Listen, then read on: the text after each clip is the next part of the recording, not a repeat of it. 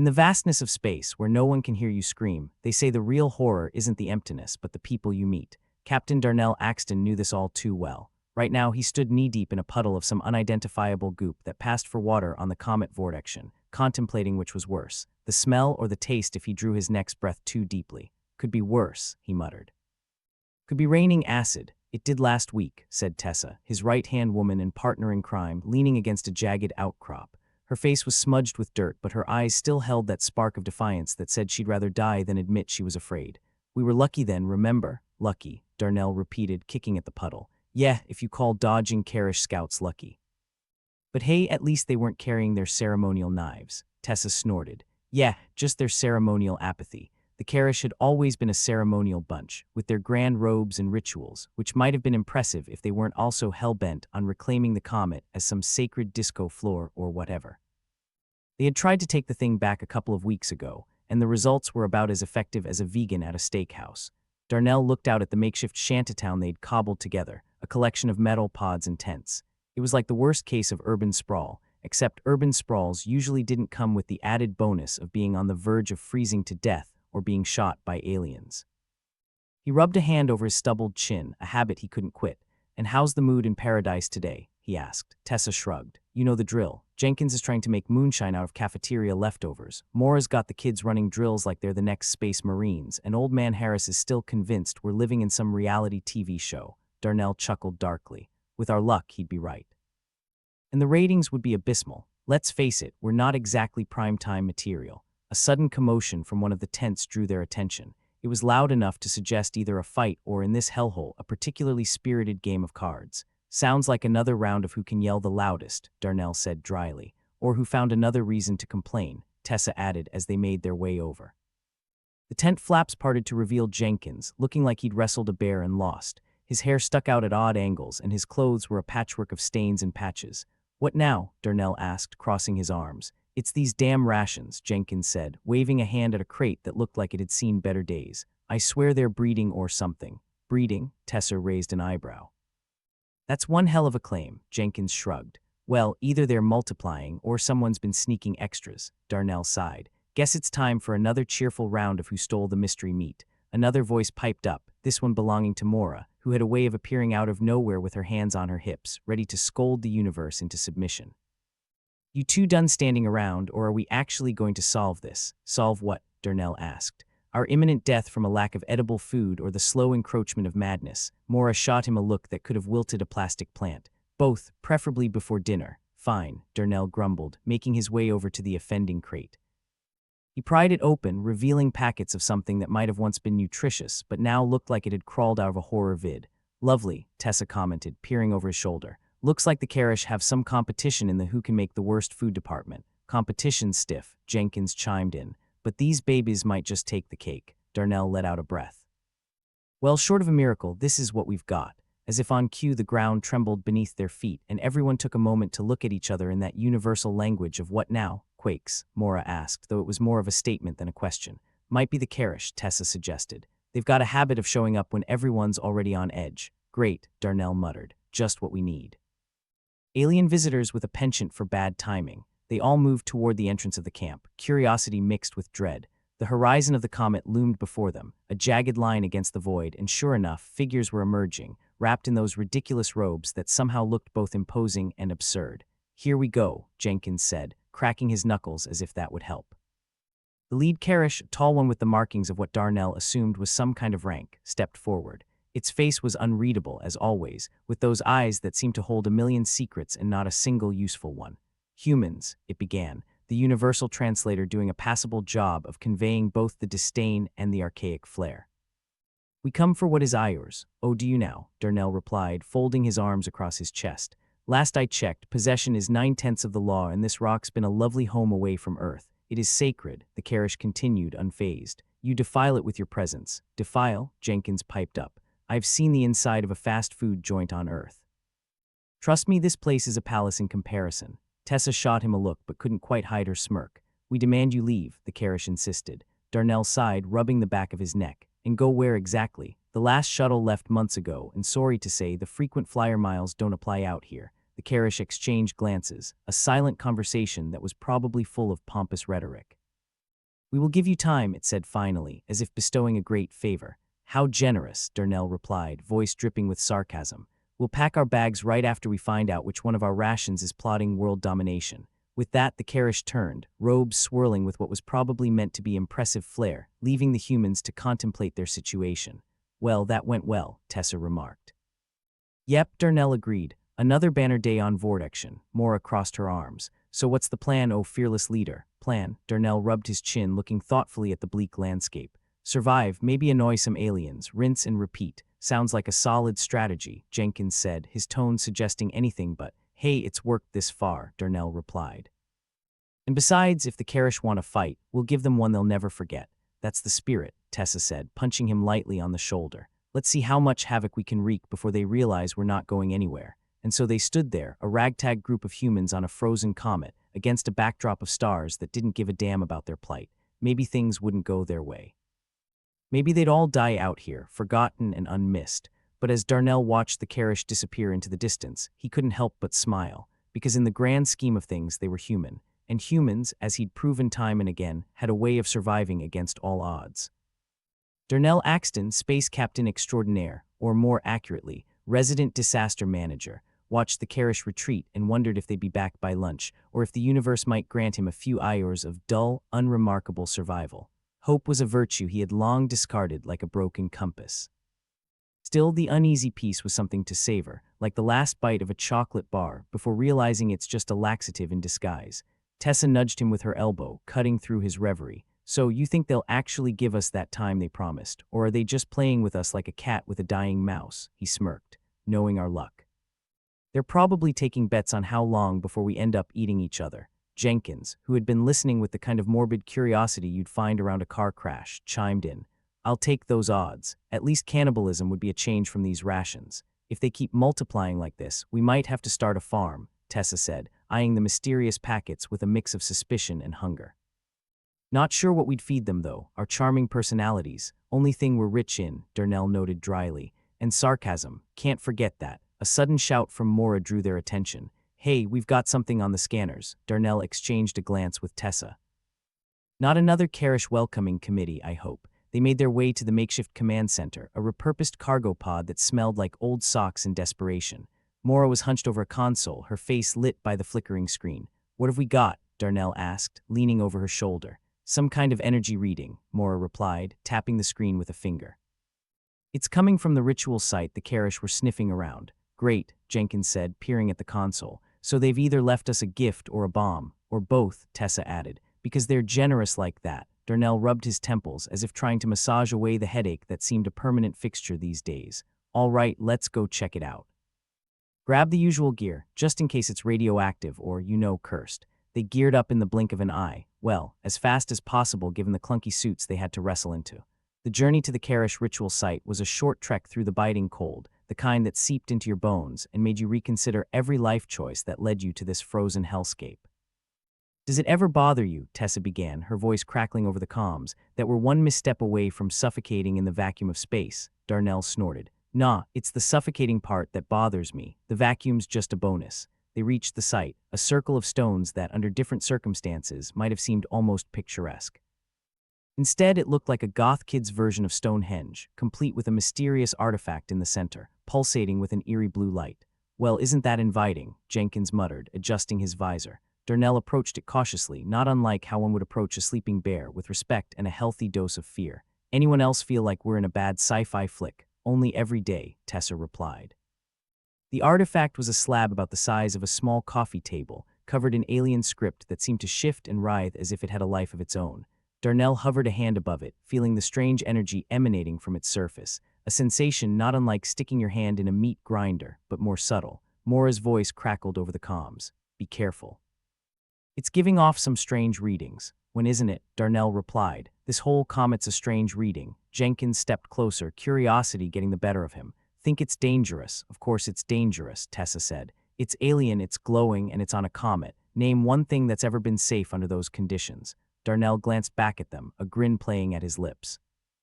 Looks like we're gonna find out the hard way. With that, he reached out and touched the artifact. There was a flash of light, and for a moment Darnell was convinced he'd just signed their death warrants in triplicate, but then the light faded, and the world seemed to lurch beneath them like a ship in a storm. "Whoa," Jenkins said, stumbling back. "What the hell was that?" "Time dilation." Mora's voice was sharp, cutting through the confusion. "That artifact, it's affecting the time around us." "Ah, fantastic," Tessa said with mock enthusiasm, "because we didn't have enough problems." Darnell looked around, noticing the subtle changes. The light of the comet's surface seemed to bend oddly, casting shadows where there shouldn't be any. "Well, looks like we're not in Kansas anymore," he said, trying to keep his tone light. "Time dilation," Jenkins mused. "So what, we're aging faster or slower?" "Depends on the field," Mora answered. "But it could mean losing track of time, missing crucial windows for supply drops, or worse." "Or worse," Darnell repeated, the words tasting like ash. Always a comforting phrase. As they made their way back to camp, their minds were heavy with implications.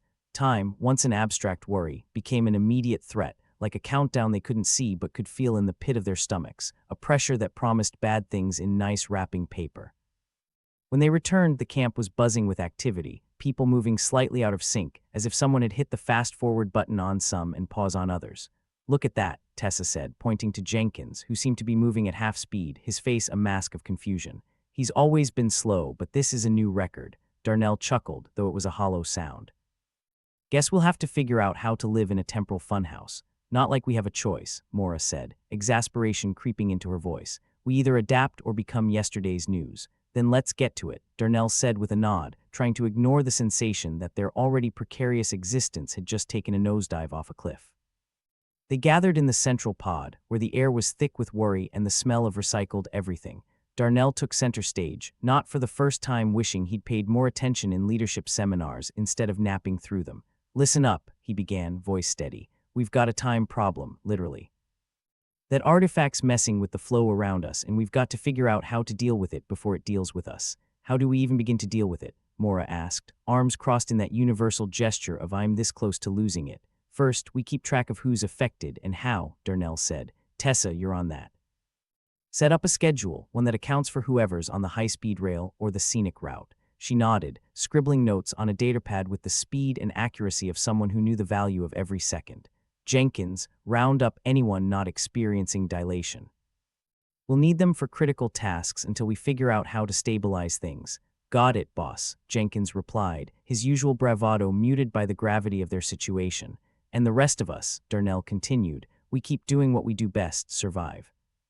We've been through worse, have we?" A voice piped up from the back, and Darnell recognized it as Harris, the old conspiracy theorist whose paranoia had often been a source of amusement. "Yes, Harris, we have," Darnell said, trying to sound more confident than he felt. "Remember that time we almost exploded because of the reactor overheating?" "Yeah," Harris replied. "But at least that was quick. Look on the bright side," Tessa interjected. "If we manage this, we can add time travelers to our resumes." Darnell couldn't help but laugh, a short, barking sound that seemed to lift the mood if only for a moment. "Right, because that's what we need, more impressive credentials." They dispersed, each going to their tasks, a semblance of normalcy returning to the chaos. It was a delicate balancing act, maintaining morale while the universe seemed to conspire against them at every turn. As the days, hours, dragged on, the effects of the artifact became more pronounced. People aged at different rates, conversations started in one moment and finished in another, and the constant recalibration of clocks became a ritual akin to brushing teeth, only less pleasant and far more crucial. Darnell found himself standing outside one evening, or what passed for it, looking at a sky full of stars that twinkled in indifferent mockery of their plight. Tessa joined him, her face a mix of fatigue and that ever-present defiance. "Think we'll make it?" she asked, her voice barely above a whisper, not out of fear, but because the question seemed too heavy to be spoken loudly. He didn't answer immediately, letting the silence stretch between them like the vastness of space. "We have to," he said finally, "because the alternative is letting the Karish win, and I'm not ready to give them that satisfaction." Tessa grinned, that irrepressible spark lighting her eyes. "Good, because I've got a bet going that we'll outlast them." "Don't make me lose it," Darnell laughed quietly, the sound as fragile as their situation. "I'll do my best. Besides, it's not like we have any other pressing engagements." As they stood there, watching the boundless universe that promised both death and wonder, they knew the path ahead was fraught with danger. But if there was one thing humans excelled at, it was turning the odds in their favor, through sheer stubbornness if nothing else. And as long as they had that, they had a chance. The Vortexion Comet was the kind of place that made hell look like a tropical vacation. But as Darnell liked to say, adaptability was the art of making hell tolerable, if not exactly comfortable. The crew of misfits he'd found himself leading had faced an unexpected enemy, time itself. Yet as it turns out, being caught in a temporal whirl wasn't quite the cocktail party conversation starter he'd hoped for. "All right, folks," Darnell announced, clapping his hands together like he was about to hand out participation trophies for the Space Olympics. "We've got a time problem that isn't going away by itself. Like my rash," Jenkins piped up, earning a collective groan from the room. "Thanks for that image," Tessa said, nose wrinkling in distaste. "Really painted a picture." Darnell rolled his eyes. "Let's focus, shall we? We need to harness this artifact's power, or at least prevent it from turning us into a bunch of confused old farts." Mora, ever the realist, raised an eyebrow. "And how exactly are we going to do that?" "Last I checked, none of us had a degree in alien relic manipulation." "True," Darnell admitted, "but we've got the next best thing, Ryla Varen." Ryla was the kind of engineer who could build a quantum drive out of duct tape and a paperclip, or so she claimed after a few drinks. She was also the kind of person who thought caution was just another word for boring. Ryla stepped forward, her expression a mix of curiosity and nuisance. "Look, I don't pretend to understand the full ins and outs of whatever ancient space voodoo is happening here, but I might have a way to stabilize the time fluctuations, maybe even harness them." Her words were met with skeptical looks. After all, stabilize wasn't exactly a word that inspired confidence coming from someone who once wired the main power grid through her coffee maker for efficiency. "Care to elaborate?" Darnell asked, arms crossed in a way that said he was ready for both genius and madness, often indistinguishable in Ryla's case. "We need to set up a feedback loop using the comet's natural magnetic fields. Couple that with some of the ship's tech, and we might," she paused for dramatic effect, "be able to control the dilation." "Control the dilation," Jenkins repeated, his face a portrait of doubt. "Didn't you also say we could control that reactor meltdown last year?" "That was different," Ryla replied, waving a hand dismissively. "That was a learning experience." "Yeah, we learned not to trust you with reactors," Mora interjected dryly. "Look," Ryla said, her tone deadly serious now, "this comet is a gold mine of temporal energy. We either make it work for us or end up as cosmic roadkill." Darnell nodded, a decision forming. "All right, Ryla, you've got the lead on this, but safety first. And by that I mean our kind of safety, not the oops, everyone's dead kind." Ryla grinned, the kind of grin that promised both disaster and salvation. "No promises, but I'll do my best." As the meeting disbanded, Darnell found himself outside again, contemplating the stars like they might offer some guidance. They didn't, of course. They just blinked noncommittally, like a million tiny eyes that didn't give a damn about his predicament. "Feeling inspired?" Tessa asked, joining him with a mug of something that smelled like burnt rubber and tasted worse. "Always," Darnell replied, "or maybe I'm just getting used to living in a paradox." "Just another day in paradise then," Tessa said, her voice laced with sarcasm. "You think Ryla can really pull it off? She's got as good a shot as anyone," Darnell said. "I mean, what's the worst that could happen?" Tessa snorted. "Do you want a list?" No, Darnell thought. He really didn't. Lists were for people with time on their hands, which, ironically, they might never have again. The next few days, or whatever passed for days now, were a blur of activity. Ryla and her team set up a makeshift lab near the artifact, using every bit of salvaged tech they could scavenge or jury-rig. The area became a tangle of wires and screens, blinking lights casting strange shadows that seemed almost alive.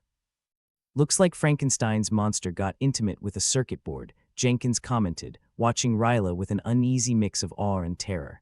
"Hey, you're welcome to try and do better," Ryla shot back, not looking up from her work. "But unless you have a PhD in alien artifact fuckery, keep your hands to yourself." Darnell monitored the progress, stepping around cables and trying not to trip over anything important. "How's it coming, Ryla?" She wiped a smudge of grease from her cheek, which only succeeded in relocating it. "We're getting there. I've set up a feedback loop, using the comet's magnetic field to stabilize the time dilation field. We should be able to control the flow once I get this last connection sorted." "Sounds promising," Darnell said, which in this context meant slightly less terrifying than usual. "Promising as space graffiti," Jenkins quipped, receiving a glare from Ryla that could have melted steel. Finally, after what felt like both minutes and eons, Ryla declared the system ready. "All right, folks, time to see if we've made lemonade out of lemons, or if we're about to blow ourselves into last week." The crew gathered, an audience to what would either be their salvation or a front-row seat to spectacular failure. "Here goes nothing," Ryla said, pressing a series of controls with the flair of a magician about to pull a rabbit from a hat or a corpse from a coffin. There was a hum, low but rising, like the heartbeat of the comet itself. The artifact glowed with a pulsing light, brighter and steadier, as if responding to the tech woven around it. "Any second now," Ryla muttered, eyes glued to a screen displaying data that looked like a toddler's attempt at abstract art. The hum peaked, then settled, a soft thrum that vibrated through the ground beneath their feet. Darnell felt a shift, a sensation of the world realigning itself, like a bone popping back into place. Did it work? Mora asked, her voice tinged with the usual skepticism. Ryla tapped a few more keys, eyes scanning the readouts. Looks like yes. We've got stable time flow. Darnell let out a breath he hadn't realized he was holding. Well, I'll be damned, not yet, Tessa said, relief breaking through her usual cynicism. Jenkins let out a whoop, only slightly less annoying than usual. We did it, or, well, they did it. But we didn't die, so that's a win. Darnell felt a rare smile tugging at his lips. All right, let's not get too comfortable. We've managed to stop the clock from playing hopscotch with our lifespans, but we're not out of the woods yet. And we've still got the Karish to deal with, Mora reminded them, as if anyone could forget the ceremonial aliens who wanted to reclaim their comet and possibly their lives. Yes, Darnell said, the momentary lightness dissipating, but at least now we can face them without worrying about waking up as our own grandparents. Ryla cleared her throat. Actually, about that, there might be a way to use this tech against them. Darnell raised an eyebrow. I'm listening. We can generate a time bubble, a localized effect that could trap them in a time loop. Wouldn't be permanent, but it might give us enough edge to hold them off, trap them in their own little Groundhog Day. Tessa asked, clearly intrigued. I like it. It's risky, Ryla admitted. But this whole thing's been one giant gamble. Do it, Darnell said, the decision coming easy now. Let's see if we can teach our alien friends what it feels like to be stuck in a bad rerun. As Ryla got to work, the crew dispersed with renewed energy. Darnell felt a flicker of hope, fragile but there, like a candle in a storm. They'd managed to wrestle control from chaos, at least for now. Later, as they gathered for a makeshift meal that tasted vaguely like cardboard but was filling enough, Darnell raised his mug in a toast. To surviving another day in this cosmic circus, to not becoming our own grandparents, Jenkins added. To kicking Karish ass, Tessa said, her words met with a chorus of agreement. Darnell looked around at his crew, a ragtag bunch who somehow made it work. They were flawed, irreverent, and deeply human, the best kind, and as long as they had that, they had a fighting chance. In space, where the real horror was often the company you kept, they were damn lucky to have each other, and maybe, just maybe, they'd make it out of this mess with more than just a good story to tell at the next bar planet. Darnell was leaning against the wall of the makeshift command center, which was still doing a stellar impression of a sock-scented tomb, when Jenkins burst through the hatch, face a delightful mix of panic and confusion. Captain, we might have a small problem. Define small, Darnell said, not looking up from the screen displaying an endless cycle of nothing particularly reassuring. Well, small as in, galactically significant. Jenkins scratched his head, his face clearly communicating that whatever it wasn't small at all. Darnell sighed. Spit it out, Jenkins, before my hair turns as gray as my sense of optimism. Turns out, while Ryla was fiddling with the artifact, she kind of accidentally broadcasted a signal. Define broadcast, Tessa said, appearing at Jenkins' shoulder with a mug that probably held something just as dangerous as the situation sounded. Jenkins shifted awkwardly. Universal-wide. With a glaring come and get us attached, Darnell's groan could have powered a small solar panel. So what you're saying is we're now the cosmic equivalent of a luminous neon sign in the middle of a ghost town. Pretty much, Jenkins confirmed. And guess who's taking note? The Karish, Darnell said, deadpan.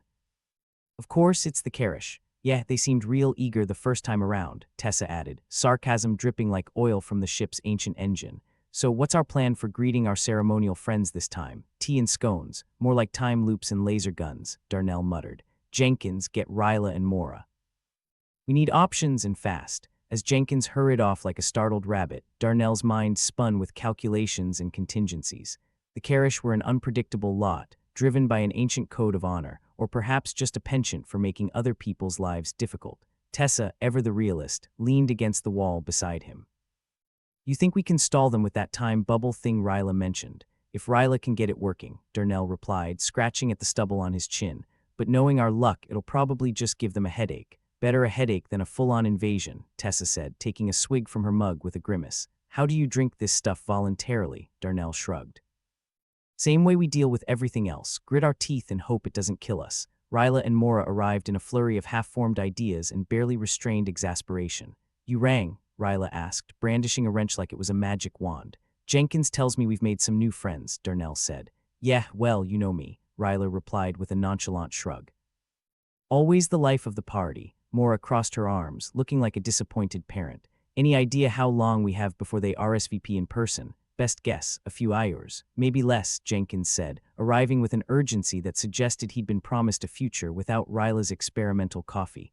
Time bubble, Tessa reminded them. That thing you were going to use to turn the Karish into their own worst reruns. Ryla nodded. It's risky as hell, but it's our best shot. If I can tie it into the comet's magnetic fields, we might be able to catch them in a loop. And if it doesn't work, Mora asked, not unreasonably. Darnell smiled grimly. Then we switched to plan B. Which is? Jenkins asked, his voice betraying a note of worry. Hope they're allergic to bullets. Ryla set to work with her typical blend of reckless enthusiasm and technical brilliance. The rest of the crew followed her lead, each of them a cog in the chaotic machine of survival. Wires were spliced, circuits rerouted, and more than one piece of equipment was sacrificed on the altar of desperation.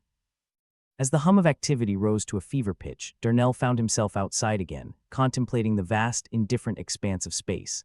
The stars blinked back at him, uncaring and beautiful in their aloofness. Got to love a good fight for survival, he murmured. Talking to yourself again? Tessa asked, coming to stand beside him. Just taking a moment to appreciate the irony of it all, Darnell replied. Here we are trying to survive on a rock that doesn't give a damn, about to be invaded by aliens who might give too much of a damn. Wouldn't have it any other way, Tessa said, her tone managing to be both dry and warm. Besides, you know what they say about making life interesting. If you're not living on the edge, you're taking up too much space, Darnell suggested.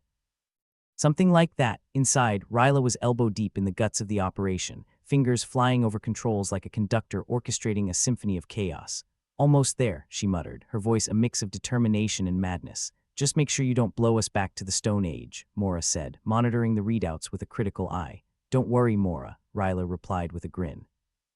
If this works, we'll have plenty of time to regret it. Jenkins looked from one to the other, his usual bravado tinged with apprehension. You know, for once, I'm really hoping this mad plan of yours actually pans out. Thanks for the vote of confidence, Jenkins, Ryla said, not missing a beat. And if it doesn't, you'll be the first to know. As the minutes ticked down, tension coiled tighter than a compressed spring. The countdown to the Karish's arrival felt like a ticking bomb, each second a reminder of the high stakes and the slim odds. Ready? Darnell asked, coming to stand by Ryla's side. She nodded, the fire in her eyes matching the glow of the screens around them. As ready as I'll ever be. Then let's give our guests the welcome they deserve. With a final flourish, Ryla activated the system. The hum rose again, deeper this time, vibrating through the comet's core and into the marrow of their bones. The artifact pulsed with a rhythm that seemed to echo the heartbeat of the universe itself. Darnell held his breath, watching the screens for any sign of success or impending doom. Time seemed to stretch, each second an eternity suspended in uncertainty. And then, there it was.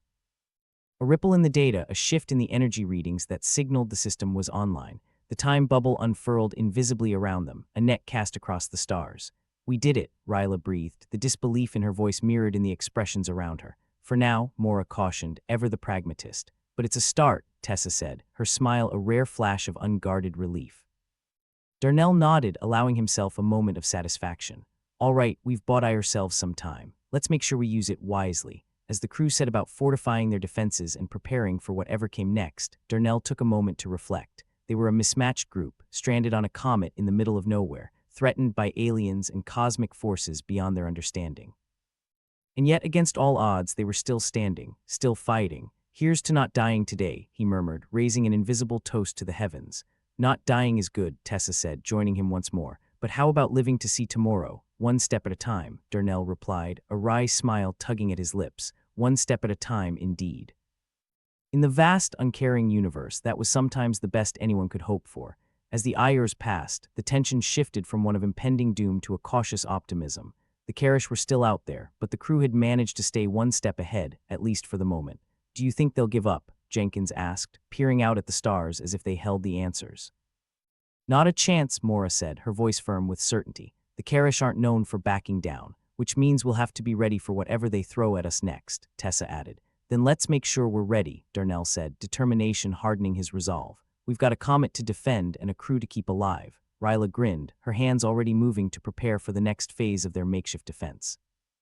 Let's see if we can turn this rock into a fortress. With renewed purpose, the crew set to work. They had a plan, however fragile, and a fighting chance, and that was more than they'd had a day ago. In a universe that cared little for their struggles, they'd carved out their own space, however small, and claimed it as their own. It wasn't much, but it was enough, for now anyway, and in this cosmic circus, that was saying something.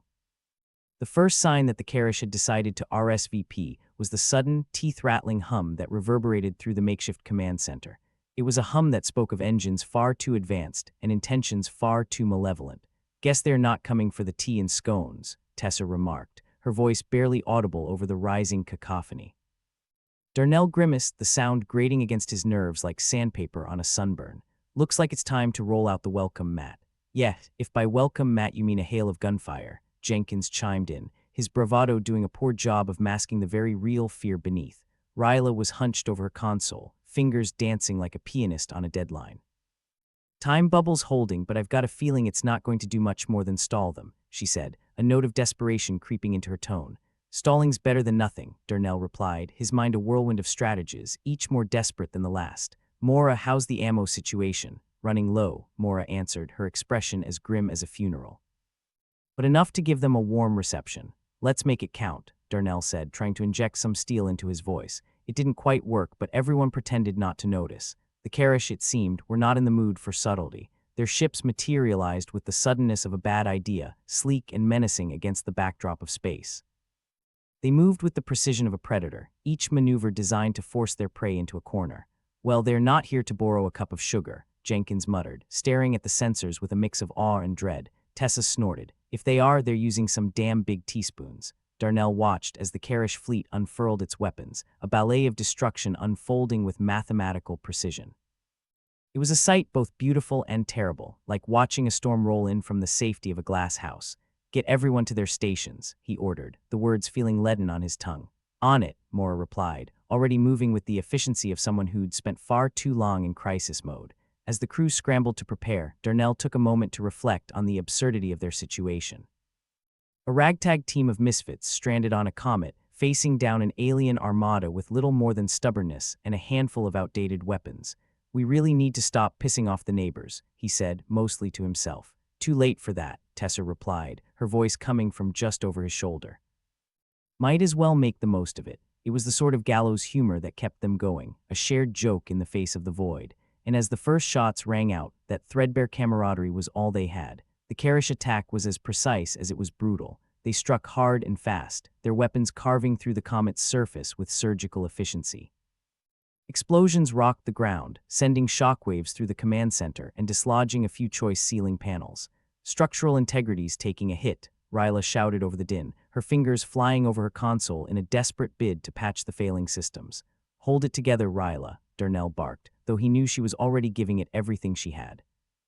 As if on cue, another tremor slammed through the base, sending Darnell stumbling against a wall. "Looks like we're in for a bumpy ride," he said, a wry grin plastered on his face despite the circumstances.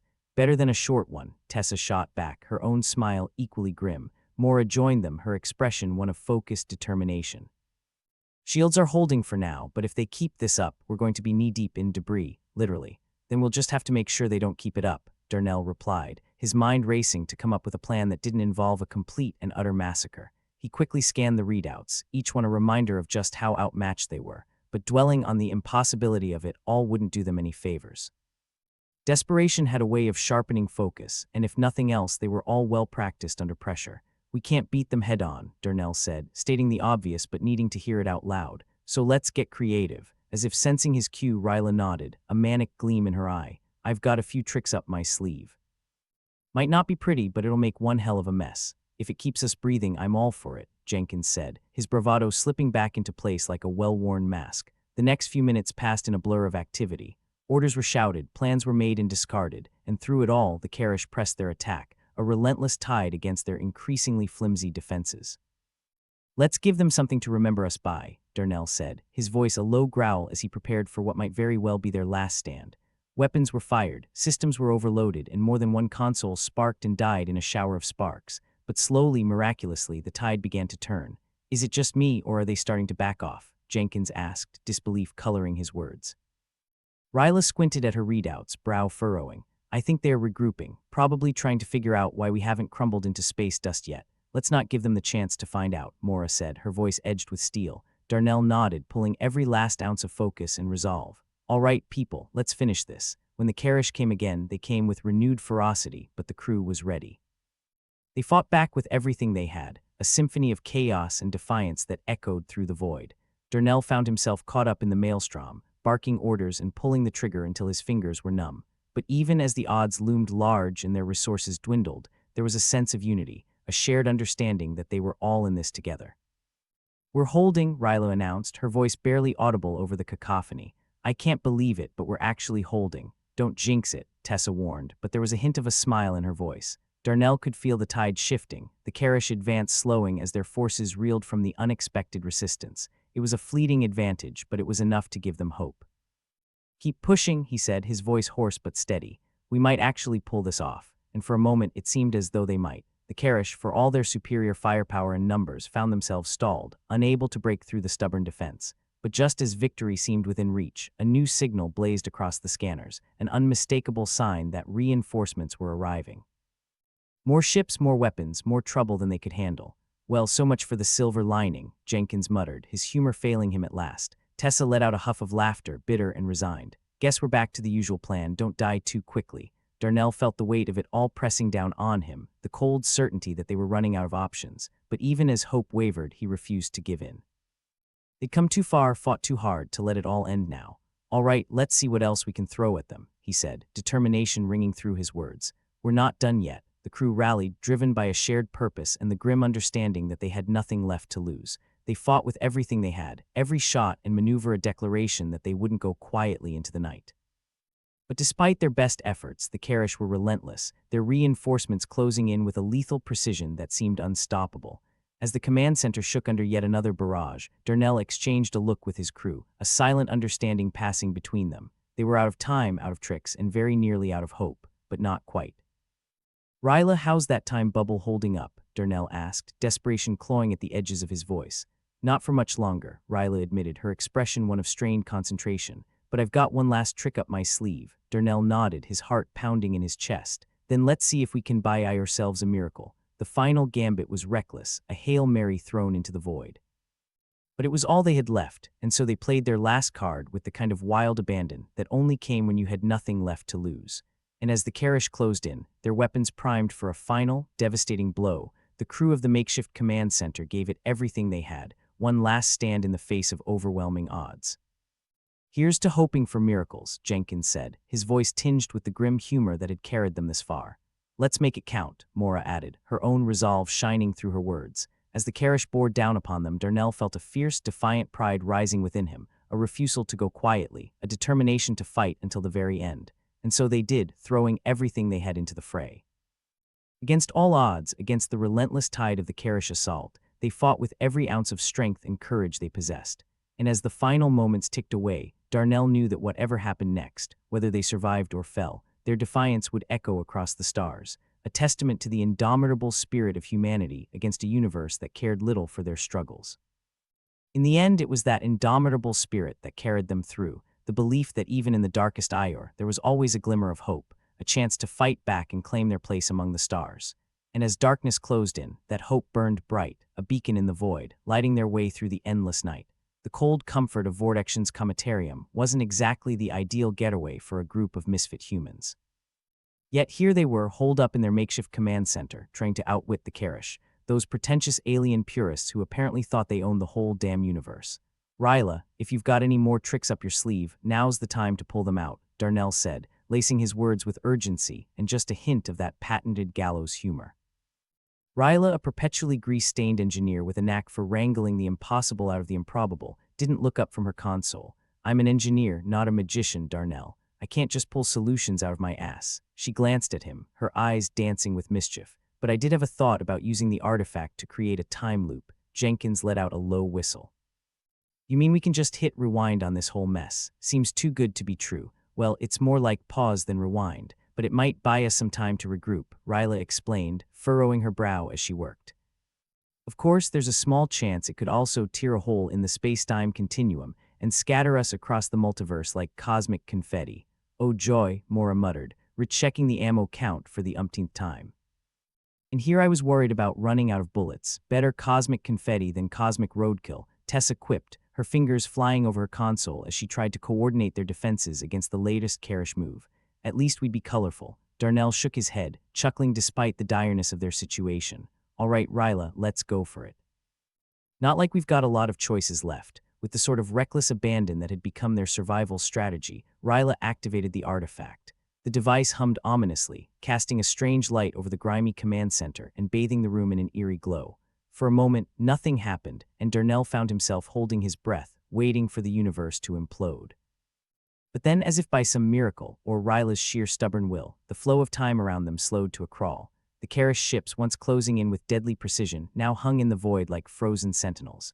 "We're in business," Ryla announced, exhaling a breath she didn't even know she was holding. "But we don't have long, so let's make it count." Darnell clapped a hand on her shoulder, gratitude mingled with relief. "You're a lifesaver, Ryla. Don't thank me yet," she said, her voice tinged with dark humor. "We still need to figure out how to deal with that lot." She gestured toward the stilled Karish fleet, effectively frozen mid-menace. "Maybe we just send them a bill for damages," Jenkins suggested dryly. "You think they'd be willing to settle out of court?" Mora snorted. "Sure, Jenkins, and maybe they'll offer us a gift card to an all-you-can-eat buffet while they're at it." "Focus, people," Darnell interjected, bringing his crew back to the task at hand. "We've got a bit of breathing room. Let's use it to figure out how to punch above our weight class." "What's the plan, fearless leader?" Tessa asked, her tone threading the line between genuine curiosity and sarcastic challenge. Darnell rubbed his chin thoughtfully, a hint of a smile playing at the edges of his lips. "Let's give them a taste of good old human ingenuity. If they want to play God with the universe, we'll show them what real chaos looks like." "Chaos, I can do," Ryla said, her fingers dancing over her console. "There's a few experimental settings on the artifact that might make things interesting." "By interesting, I assume you mean potentially catastrophic," Jenkins said, arching an eyebrow. Ryla grinned. "Is there any other kind of interesting?" With the Karish momentarily out of commission, the crew hustled to make the most of their brief reprieve. Systems were recalibrated, weapons were reloaded, and plans were hatched with the kind of reckless abandon that had become their hallmark. "All right, once we release the time bubble, we're going to hit them with everything we've got," Darnell instructed, his voice a low growl of determination. "We'll use the artifact's energy to disrupt their systems. If we're lucky, it'll send them running back to whatever hole they crawled out of. And if we're not lucky," Mora asked, her expression carefully neutral. "Then we give them hell anyway," Tessa replied, her voice ringing with steel. "Because if they're going to kill us, they're damn well going to remember us." "A tagirl, Tessa," Jenkins said, flashing a grin. "Let's make them work for it." As Ryla finalized the settings on the artifact, the rest of the crew took their positions, ready for whatever fresh chaos was about to be unleashed. Darnell surveyed them, a ragtag band of survivors who'd somehow managed to hold their own against a vastly superior force. It was enough to make anyone believe in miracles, or at the very least, the sheer power of human stubbornness. Ryla's voice cut through the tense silence. "Time to see if this crazy plan of yours actually works." With that, she disengaged the time bubble, releasing the Karish from their suspended animation. The alien ships jerked back into motion, disoriented by the abrupt shift, and in that moment of confusion, the humans struck. The artifact flared to life, sending out a pulse of energy that rippled through space like a shockwave. The Karish vessels shuddered under the impact, their systems flickering as the artifact's chaotic influence scrambled their sensors and communication arrays. "Ha, look at them flounder," Jenkins crowed, firing off a volley of shots at the disorganized fleet. "Looks like somebody forgot to update their anti-human protocols. They're not the only ones with tricks up their sleeves," Mora said, a fierce light in her eyes as she unleashed a barrage of firepower. The Karish, so accustomed to their own superiority, were caught off guard by the sudden turn of events. Their once impeccable formation wavered, and the humans pressed their advantage, exploiting every weakness. "Keep at it. Don't give them room to breathe," Darnell ordered, feeling a surge of adrenaline as the tide began to shift in their favor. As the battle raged on, Darnell found himself in a strange state of exhilaration, fueled by the camaraderie of his crew and the taste of unexpected victory. They were fighting not just for survival, but for the sheer joy of proving the universe wrong. "We're making progress," Ryla reported, her voice threaded with disbelief. "I can't believe it, but they're actually falling back. Just goes to show," Tessa said, a smirk on her lips. "Never underestimate the power of sheer, unbridled chaos." The Karish, unused to such unpredictable tactics, struggled to regain their footing. The artifact's energy continued to wreak havoc on their systems, and as the humans pressed their attack, the alien fleet began to retreat. "Looks like we're giving them more than they bargained for," Jenkins said, his voice filled with satisfaction. "Maybe we'll live to fight another day after all." But even as hope surged within them, Darnell knew they couldn't let their guard down. The Karish weren't defeated yet, and the artifact's energy was unpredictable at best. "Stay sharp," he warned, his tone tempered with caution. "This isn't over until they're out of our airspace." "Right behind you, Captain," Mora affirmed, her determination unwavering. As the Karish continued their retreat, a strange calm settled over the command center, a fragile piece held together by the tenuous thread of their defiance. It wasn't victory, not yet, but it was a start. Darnell allowed himself a moment of quiet reflection, taking in the ragtag crew that had somehow managed to hold their own against impossible odds. They were bruised, battered, and more than a little mad, but they were still standing. "Here's to us, the unlikely heroes of Vortexion," Tessa toasted, raising an imaginary glass in their honor. Jenkins chuckled. "And to the Karish for giving us the best damn fight we've had in ages. Hope they enjoyed it as much as we did." Ryla joined in the laughter, her spirits lifted by their shared triumph. "You think they'll send us a thank you card?" "Doubtful," Mora replied, a wry grin on her face. "But at least we gave them something to remember." With the immediate threat neutralized, the crew allowed themselves a brief respite, knowing full well that the Karish could regroup at any moment. But for now, they reveled in the momentary peace, savoring the unlikely victory they'd carved out of the chaos. Darnell leaned back in his chair, feeling a sense of satisfaction settle over him. They'd faced the abyss and lived to tell the tale, and if that wasn't something worth celebrating, he didn't know what was. "All right, people," he said, his voice carrying a note of weary pride. "Let's keep our eyes peeled and our weapons ready. We might have bought ourselves some time, but this isn't over yet." As the crew settled back into their roles, the buzz of activity resumed, tempered by the knowledge that they'd survived the impossible. It was a small victory, but it was theirs, and they'd earned every inch of it.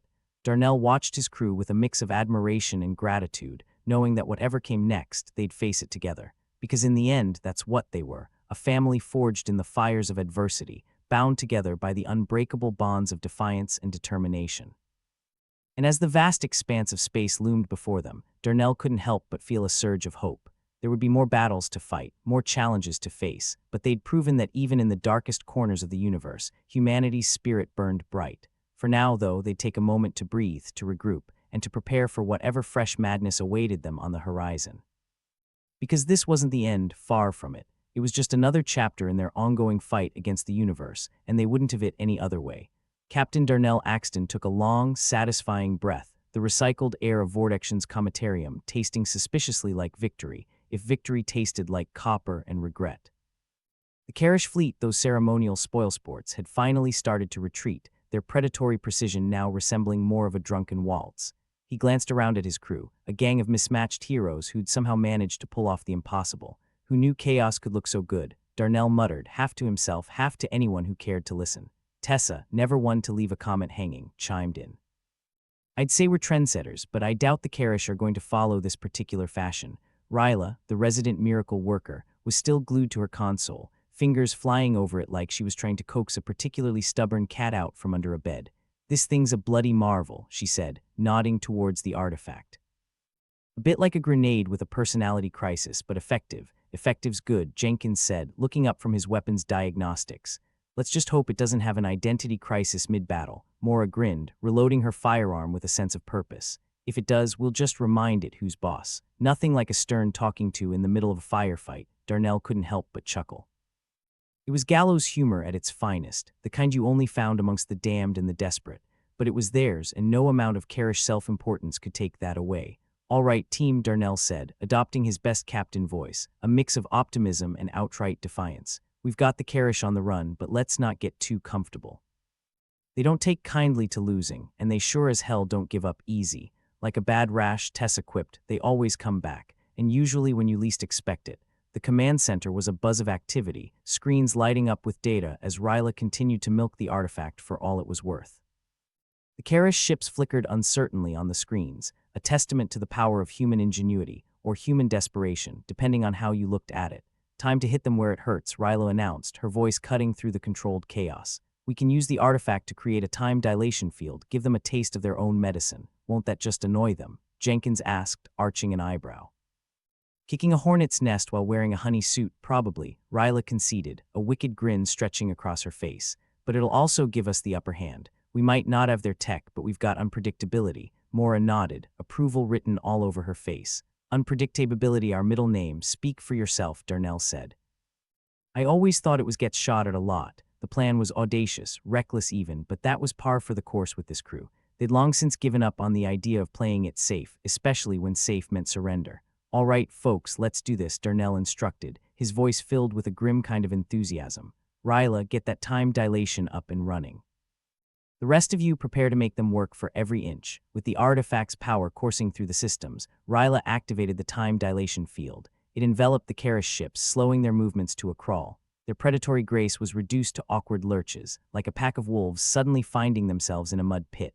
"Look at them go," Tessa remarked, watching the screens with a bemused expression. "They're like ballroom dancers who've forgotten the steps," Jenkins laughed, the sound managing to be both sharp and genuine. "If this doesn't piss them off, nothing will." And indeed, the Karish began to respond to their enforced awkwardness with increased aggression, trying to break free from the time dilation field. But the humans had the upper hand, exploiting every second to outmaneuver them. "Let's see how they like a bit of human ingenuity," Darnell said, a fierce light in his eyes. "Ryla, any chance we can turn their systems against them?" Ryla shot him a look that was equal parts incredulous and impressed. "You're asking if I can MacGyver an alien fleet into submission. Why not?" "It's not like we've got anything to lose." With deft fingers, she set to work, patching into the Karish systems using the artifact's chaotic energy as a bridge. The alien ships, already struggling against the time dilation, now faced a new internal enemy as their own systems began to malfunction. "Let's see them handle a software update from hell," Mora said, her grin wide and wicked. The Karish ships flickered and jerked, lights dimming and flashing erratically. The humans pressed their advantage, pouring on the firepower and forcing the alien fleet into full retreat. "We've got them on the ropes, Captain," Tessa called out, the thrill of the fight ringing in her voice. "Keep pushing," Darnell replied, feeling the momentum of the battle shift decisively in their favor.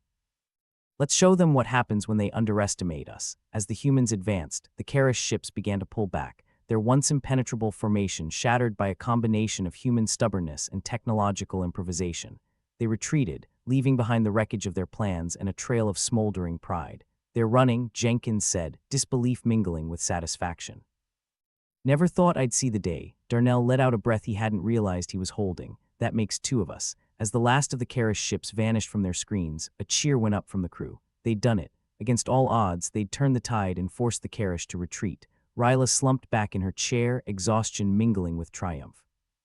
"I can't believe we pulled it off." "Believe it, Ryla," Darnell said, clapping her on the shoulder. "You just gave us the edge we needed." Tessa leaned back, a smirk playing across her lips. "I hope the Karish enjoyed their little dance class. I doubt they'll be leaving us a glowing review," Mora remarked, her tone dry as a desert. As the adrenaline began to fade, a sense of accomplishment settled over the crew. They'd faced the darkness and emerged with their heads held high, no small feat for a bunch of misfits on a comet. "We should probably celebrate," Jenkins suggested, "before we remember that we're still stuck on a frozen rock in the middle of nowhere." Darnell chuckled, feeling a warmth spread through him that had nothing to do with the temperature controls. "We'll worry about that later. For now, let's just enjoy the moment." As the crew began to relax, the tension of battle giving way to relief, Darnell took a moment to reflect. They'd faced down a threat that should have obliterated them, and they'd done it with a combination of grit, determination, and a healthy dose of insanity. "Here's to the power of sheer, unbridled chaos," Ryla toasted, raising an imaginary glass. "And to the Karish," Jenkins added, "for giving us the best damn fight we've had in ages." The laughter that followed was genuine, a release of tension that had been building since the Karish first appeared on their scanners. It was a rare victory, hard-won and all the sweeter for it. But even as they celebrated, Darnell knew the fight wasn't over. The Karish were a tenacious foe, and he had no doubt they'd be back. But for now, at least, they'd earned a moment of peace. "We might have bought ourselves some time," Darnell said, his voice carrying a note of weary pride. "But let's not get too comfortable. This isn't over yet." As the crew settled back into their roles, the buzz of activity resumed, tempered by the knowledge that they'd survived the impossible. It was a small victory, but it was theirs, and they'd earned every inch of it. Darnell watched his crew with a mix of admiration and gratitude, knowing that whatever came next, they'd face it together. Because in the end, that's what they were, a family forged in the fires of adversity, bound together by the unbreakable bonds of defiance and determination. And as the vast expanse of space loomed before them, Darnell couldn't help but feel a surge of hope. There would be more battles to fight, more challenges to face, but they'd proven that even in the darkest corners of the universe, humanity's spirit burned bright. For now, though, they'd take a moment to breathe, to regroup, and to prepare for whatever fresh madness awaited them on the horizon. Because this wasn't the end, far from it. It was just another chapter in their ongoing fight against the universe, and they wouldn't have it any other way. The command center on Vortexion felt like it had just survived a bar fight, battered, barely holding together, and somehow still standing. Darnell surveyed the scene, a smirk pulling at his lips. "Well, we didn't die," he announced, his voice echoing in the room like the last shot of whiskey after a long night. Tessa sprawled in a chair with a look that said she was contemplating the merits of a nap over celebration, snorted. That sounds like the start of a victory speech. Not my best work, I admit, Darnell shrugged, but given the circumstances, I think we're owed a little grace. Ryla was chewing on the end of a stylus, contemplating the artifact's readout like it was a particularly prickly crossword puzzle. Grace might be a bit optimistic, but we definitely deserve a drink or 10. Jenkins, running a rag over his weapon like it owed him money, chimed in, or a one-way ticket back to civilization, preferably somewhere that doesn't smell like alien ego and singed metal. Can't argue there, Darnell said, pulling up a crate to sit on. First, let's talk about what happens next. Mora, arms crossed, leaned against the wall. You mean after we stop patting ourselves on the back for job well done? Darnell nodded. Exactly. We've given the Karish a black eye, but they're not going to stay gone forever. They're like cockroaches, ugly, resilient, and flip you off just by existing. Tessa rolled her eyes. Lovely image, Captain. Really paints the picture. Thanks, I try, Darnell said, his tone dry as the comet's dust. But seriously, we've got to figure out how to keep this place standing long enough to actually enjoy the victory. Ryla, ever the voice of reason, or at least the closest thing to it in this ragtag bunch, spoke up. We've got the artifact, which is a start. But unless we find a way to make this place less appealing than a tax audit, they'll be back. Lovely, Jenkins muttered. Nothing like the thought of impending doom to ruin a perfectly good mood. Welcome to life on Vortexion, Mora said with a smirk, where the only thing weirder than the alien threats is our optimism. Darnell rubbed his temples, feeling like the universe was using his skull as a drum practice. Right. So let's focus on turning this comet into less of a target and more of a slice of hell they'd rather avoid. Sounds like we're aiming for uninhabitable nightmare on the real estate listing, Tessa said, her voice carrying that almost infectious cynicism. Exactly, Darnell exclaimed with mock enthusiasm. That should keep the Karish away, or at least make them think twice. Ryla tapped the console thoughtfully.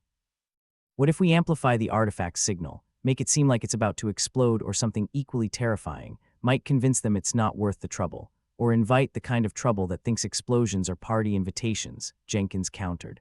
Always the optimist, Mora said dryly. Hey, someone's got to keep things grounded in reality, Jenkins replied. And reality is we're not exactly sitting on a fortress here, more like a very angry sandcastle. True, Darnell agreed, but we've made it this far on grit and bad decisions. No reason to stop now, Tessa snickered. That's the spirit, Captain. If we're going down, let's make sure it's in flames and style. We could also try diplomacy, Ryla suggested, though her tone indicated she wasn't betting on it. Assuming we can find a Karish diplomat who doesn't think we're the galactic equivalent of bedbugs, Darnell chuckled. Diplomacy with the Karish is about as likely as me becoming a monk, but hey, it's a thought, and not a bad one, Mora said, surprising everyone. Could be worth a shot. Worst case, they ignore us and we're back to square one, or they respond with laser cannons, Jenkins pointed out, ever the pragmatist. Details, Darnell waved him off. Let's focus on the here and now. We've got some planning to do and hopefully some time to do it. Ryla leaned over the console, studying the readouts with the intensity of a cat stalking a particularly juicy mouse. First priority should be stabilizing the artifact. If it decides to hiccup, we could end up spread across time like cosmic butter on toast. Not the kind of breakfast spread I fancy, Jenkins remarked, eyeing the artifact with a mix of awe and suspicion. Darnell nodded. All right, Ryla, see what you can do. The rest of us, let's start thinking about how to fortify this place. Make it less of a welcome mat and more of a keep out sign, or at least a proceed with caution sign, Tessa added. Whatever works, Mora said, stretching out her arms. As long as it keeps us breathing. The crew set to work, a flurry of activity and half-baked plans, like a group of misfit artists trying to paint a masterpiece with a sledgehammer and a prayer. It wasn't pretty, but they'd never claimed to be conventional. Darnell found himself standing at the command center's viewport, staring out at the vast, indifferent expanse of space. It was beautiful in a way that was hard to put into words, not that he'd try. Being poetic wasn't exactly in his job description. Ryla joined him, her expression contemplative. You know, for a frozen rock in the middle of nowhere, this place grows on you. Like mold, Darnell agreed. Or a really persistent wart, she laughed, a sound that was more genuine than he'd heard in days. Yes, something like that. They stood there for a moment, letting the silence wrap around them like an old, familiar cloak. The stars twinkled, distant and uncaring, and Darnell couldn't help but wonder what lay beyond them. More battles, certainly, more challenges, but maybe, just maybe, something worth fighting for. Think we'll make it? Ryla asked, her voice carrying a note of genuine curiosity. Darnell considered the question, turning it over in his mind like a puzzle piece that didn't quite fit. Honestly, no idea, but if we don't try, we'll never know, and I'm not ready to give up just yet. Good answer, Ryla said, nodding approvingly. Besides, we've got the universe's craziest crew. If anyone can make it work, it's us. True, Darnell said, feeling a flicker of hope light up inside him like a candle in the dark. We're a stubborn bunch, if nothing else. And sometimes stubbornness is all you need, Ryla replied, her grin as infectious as ever. They returned to the bustle of the command center, where plans were being hatched, schemes concocted, and the future carved out one sarcastic comment at a time. It wasn't perfect, it was far from it, but it was theirs and they wouldn't trade it for anything else. All right, everyone, Darnell called out, his voice cutting through the chatter like a knife. Let's get this show on the road. We've got a comet to turn into the galaxy's least desirable destination. And hopefully, Jenkins added, one hell of a reputation boost. You mean more than being the crew that beat the Karish? Mora asked, arching an eyebrow. True, Jenkins conceded, but it never hurts to aim high. As the crew settled into their tasks, Darnell took a moment to watch them work. They were a ragtag bunch, no doubt about it, but they'd proven themselves 10 times over, and if anyone could survive the chaos of Vortexion, it was them. Here's to more trouble, Tessa said, raising an imaginary toast to the comet's uncertain future. And to us, Ryla said, joining in, for making it through another day. Cheers, Darnell said, lifting an invisible glass. The laughter and camaraderie that followed were as genuine as anything he'd ever known. It was a moment of peace in the eye of the storm, a reminder of why they fought and what they fought for. And as they turned their attention back to the task at hand, Darnell couldn't help but feel that, for once, the universe had underestimated them, because they were more than just survivors. They were fighters, dreamers, and above all, human. And as long as they had that, they'd take on whatever came next with a smile on their faces and a fire in their hearts.